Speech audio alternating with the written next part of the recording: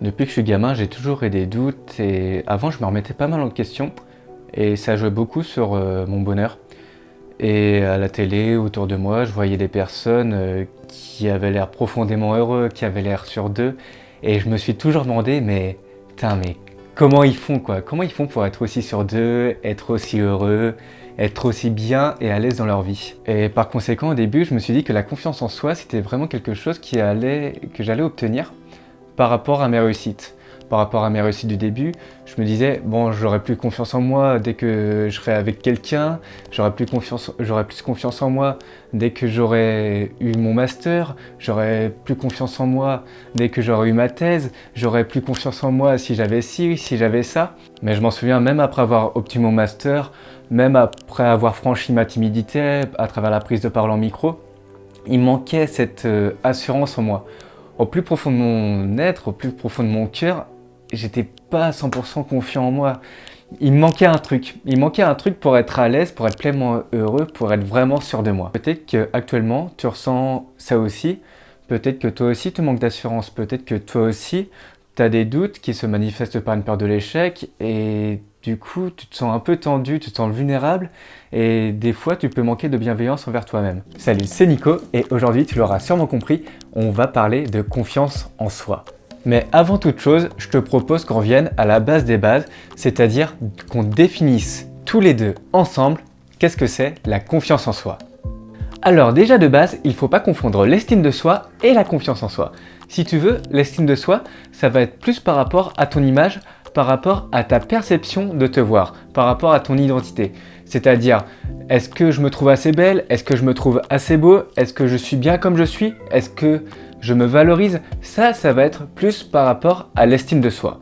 Et comparé à la confiance en soi, ça va plus être sur la capacité à agir. Donc déjà, si on pouvait définir la confiance en soi, ça serait notre capacité à agir, notre capacité à réaliser des actions. Alors, du coup, de base, pourquoi nous réalisons des actions? En général, nous réalisons des actions, en fait, si tu veux, pour aller d'un point A à un point B. Tu entames une action pour atteindre un certain bénéfice, atteindre quelque chose. Par exemple, imagine, tu révises un cours d'anatomie sur le cœur. Tu révises ton cours d'anatomie de 20 pages, tu t'attends à un certain bénéfice comme apprendre un peu plus sur le muscle du cœur, où est-ce que ça situe l'aorte, quel type de muscle est le cœur. Tu souhaites, à travers ton apprentissage, à travers ta volonté et ton attention d'apprendre le cours, d'obtenir un bénéfice de connaissance. À ce stade, nous avons vu que la confiance en soi résumait sur notre capacité à agir, à réaliser de bonnes actions.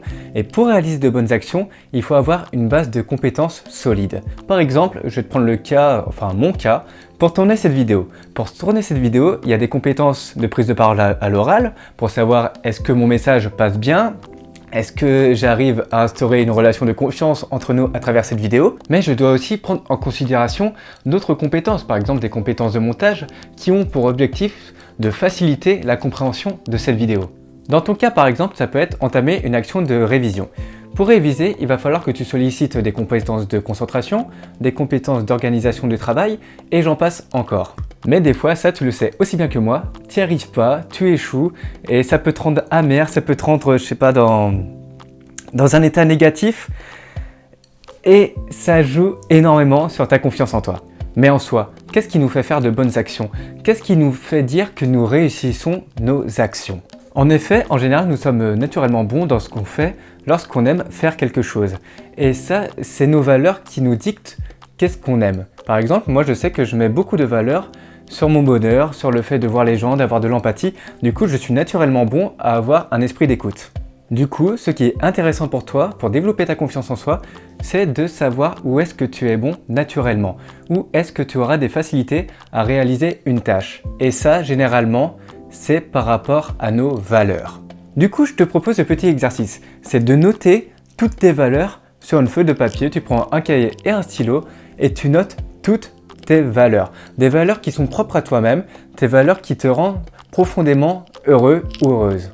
Le but du jeu, c'est que tu trouves une valeur où tu as l'entière responsabilité dessus, où tu es 100% responsable. Du coup, je te liste, je vais mettre juste là, une liste de valeurs où tu es 100% responsable. Tu peux piocher ou tu peux en trouver, mais dis-toi, il ne faut pas que cette valeur dépende d'une personne ou d'une autre. Parce que si ça dépend d'une personne ou d'une autre, ça peut chambouler ton équilibre, ça peut chambouler ton bonheur et par conséquent, ça peut diminuer ta confiance en toi. Après avoir fait ce travail de réflexion pour trouver tes valeurs, ce que je te propose, c'est de te poser encore une autre question, c'est comment j'incarne ces valeurs? Moi, personnellement, j'incarne une de mes valeurs principales qui est le bonheur. En partageant mes idées, j'adore en fait la sensation que ça me procure quand je partage mes idées. Ça me rend profondément heureux, mais aussi par exemple quand j'apprends. J'ai une grosse curiosité intellectuelle, on va dire. J'adore bouquiner, j'adore lire. Et par conséquent, ce sont ces faits, ce sont ces actions qui me rendent profondément heureux. Alors toi aussi, de ton côté, réfléchis à comment tu incarnes tes valeurs au quotidien. Par exemple, si c'est une valeur d'empathie, comment tu fais dans ton quotidien pour avoir de l'empathie? Si c'est l'altruisme, comment tu fais dans ton quotidien pour véhiculer cette valeur d'altruisme? Et tu vas voir, plus tu vas avoir de réflexion par rapport à tes valeurs et comment tu les incarnes, plus tu reconnaîtras tes compétences naturelles. Et en plus, le fait d'être en accord avec tes valeurs, tu vas pas avoir le même sentiment que moi, que j'ai eu auparavant, c'est-à-dire avoir cette sensation de vide en toi, cette sensation de vide intérieur, parce que tu seras en totale adéquation par rapport à ce qui est important pour toi et tu seras aligné par rapport à tes principes. Pour le moment, dans cette vidéo, nous savons à quel point c'est important d'établir de bonnes actions en adéquation avec ses valeurs, en adéquation avec ses principes, car c'est comme ça que naturellement, tu seras bon et c'est comme ça, naturellement, que tu vas prendre de plus en plus confiance en toi. Alors maintenant que nous avons établi nos forces naturelles, nous allons plus nous intéresser à la méthodologie d'action, c'est-à-dire comment agir en fonction de nos valeurs. Et pour ça, il va falloir se fixer des objectifs assez réalisables et à la fois assez compliqués qui vont nous challenger en fait pour qu'on puisse petit à petit sortir de notre zone de confort et petit à petit avoir une plus grande confiance en soi. Pour se fixer des objectifs, je te propose qu'on prenne une méthodologie que j'ai trouvée dans le livre Concentration de Jean-Yves Ponce, qui est la méthodologie Action. Alors Action, A pour accessible, C pour clarté, T pour temporalité, I comme inspirant, O comme optimisé et N comme nouveauté. Alors, pour accessible d'abord, ça veut dire que ton objectif doit être à la fois réalisable et à la fois challengeant. C'est un peu comme je te disais tout à l'heure, parce que si tu prends un objectif trop facile, tu vas avoir ce qu'on appelle un bore-out au bout d'un bore-out. Tu apprécieras mon accent anglais. Au bout d'un moment, tu seras ennuyé par rapport à ton objectif, tu tomberas dans une lassitude et tu manqueras de satisfaction et par conséquent ça va baisser ta confiance en soi. Mais aussi, si tu prends un objectif un peu trop haut dans la situation actuelle des choses, tu auras le sentiment de ne pas être assez bon avec tes forces naturelles et ça va baisser ton estime de soi et aussi ta confiance en soi. Le C de clarté pour moi est quelque chose de vraiment important dans la fixation d'objectifs parce que plus un objectif sera clair et plus tu seras détendu. Car simplement ton cerveau il a peur de l'inconnu et plus tu seras dans l'inconnu, plus tu te sentiras tendu. La temporalité simplement c'est pour pas que tu passes 1000 ans sur une tâche et que ta tâche t'ait à l'usure simplement. Le I de inspiration, c'est vraiment la motivation que tu auras pour faire cette tâche. C'est répondre à la question pourquoi tu réalises cette action. Je vais te prendre mon cas encore une fois. Rien que le fait de faire cette vidéo, c'est quelque chose d'inconfortable pour moi parce que c'est la première fois que je parle devant une caméra. Enfin non, la deuxième, on va être honnête. Mais ça va être la première fois que je vais faire du montage. Et j'ai encore des soucis pour parler à l'oral, pour m'exprimer correctement. Mais ça me motive tellement de me dire que quelqu'un qui regarde cette vidéo aura peut-être un peu plus confiance en elle. Et ça, c'est vraiment mon inspiration principale pour réaliser cette vidéo. Alors réfléchis au pourquoi tu fais une action. Le O d'optimisation, ça va être tous les petits tips qui vont te permettre de réussir une tâche. Par exemple, est-ce que c'est plus facile de travailler chez toi ou de travailler à la BU? Bon, même si on est en cette période de confinement, ça va être tous les petits éléments à prendre en compte pour que tu réussisses la tâche le mieux possible. Et enfin, le N de nouveauté, ça va être vraiment tous les petits tips qui vont t'aider à ne pas te lasser de la tâche. Et ça, c'est vraiment utile et intéressant lors des tâches assez longues, assez dures. Par exemple, le fait de réviser 120 pages. Alors, tu peux te dire, tous les 10 pages, je me dis, je change de pièce pour réviser. Tous les 10 pages, je m'octroie une petite récompense. Ça va être les petits tips qui vont te permettre de ne pas te lasser. Ce que je te recommande, c'est d'avoir un objectif par semaine, un objectif par mois et un objectif pour l'année et le tout, tu notes ça dans un petit cahier d'objectifs pour t'y référer et t'y tenir le maximum.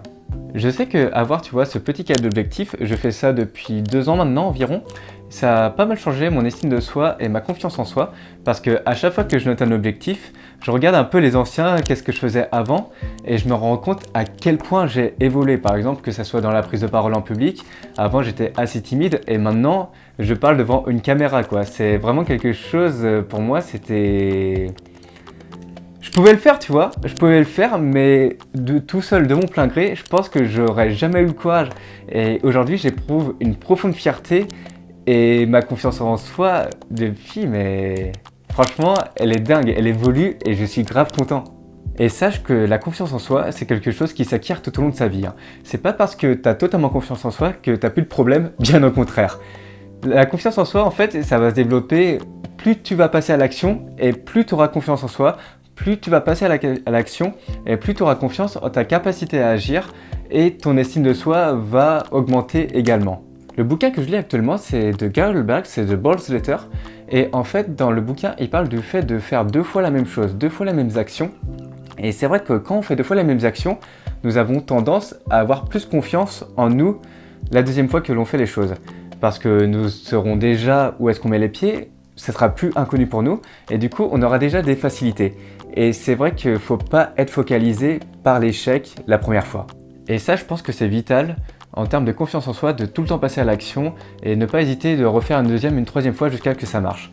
Pourquoi ? Parce que en fait, c'est quand on passe à l'action qu'on devient de plus en plus sûr. C'est quand on passe à l'action qu'on arrive à acquérir certaines compétences, qu'on arrive à acquérir certaines facultés, que ça soit dans notre conscient ou dans notre inconscient, qui va nous dire à notre cerveau « Ok d'accord, je suis à l'aise maintenant, je suis dans mon confort ». Et ainsi, plus tu vas être dans ta zone de confort, plus tu auras confiance en toi. J'espère que cette vidéo fut assez claire pour toi car j'ai toujours eu des difficultés à expliquer mes idées les plus abstraites et la confiance en soi c'est quelque chose à la fois que nous connaissons tous et à la fois quelque chose d'assez abstrait. Alors si jamais tu as des questions, n'hésite pas à me contacter sur Instagram, c'est la Zenétude. Je t'invite à aimer, si tu as aimé bien évidemment, je te force en rien. Voilà, mais j'espère au plus profond que je t'ai vraiment aidé à avoir une base de confiance en soi. Je vais faire plusieurs vidéos parce qu'il y a plusieurs petites astuces, je pense à la méthode Coué ou la proclamation. C'est vrai que ce sont des outils vraiment puissants pour prendre confiance en soi. Du coup, je te souhaite une belle aventure dans le jeu de la confiance en soi. C'était Nico et on se retrouve à la prochaine sur la Zenétude. Allez, ciao!